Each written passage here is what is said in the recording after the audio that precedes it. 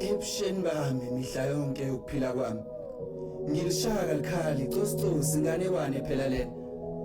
Ngiyixoxela amagwaba bechubana bengifisa ukukhuluma inkinga ngazi kanjani lena njena ngizoyithini khona ukuyiqala ngizoyiqala ngapi. Ebusheni bami mihla yonke ukuphila kwami nganginesifiso sokuyiphathisa okwentombazane nesimilo ngihamba umhlanga ngihlola. Ngeshwa phethana kahle ngeqhube imizwa ngiyibambile. Ngisheshe ngafudunyelelwa igazi inhliziyo yathambama inembe lashaya kancane uthando ke lona benginalo kodwa benginokhalela ukucambalala nowesilisa kuze ngikhiphe lento esingixakile kanti ngisigwaza ngowami ngidlala impene. Ebusheni bami mihla yonke ukuphila kwami impilo ke ingibonisa impi la ithutha ngivune kakhulu nengakutshalanga.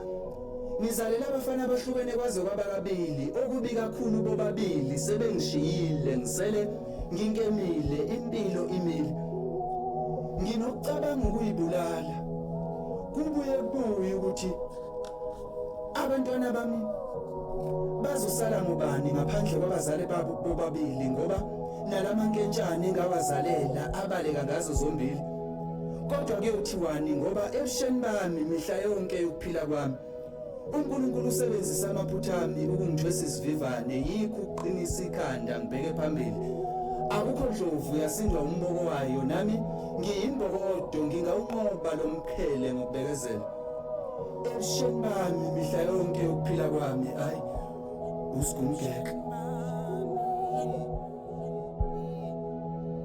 Ebusheni bami, ebusheni bami, fela amaphutha wami.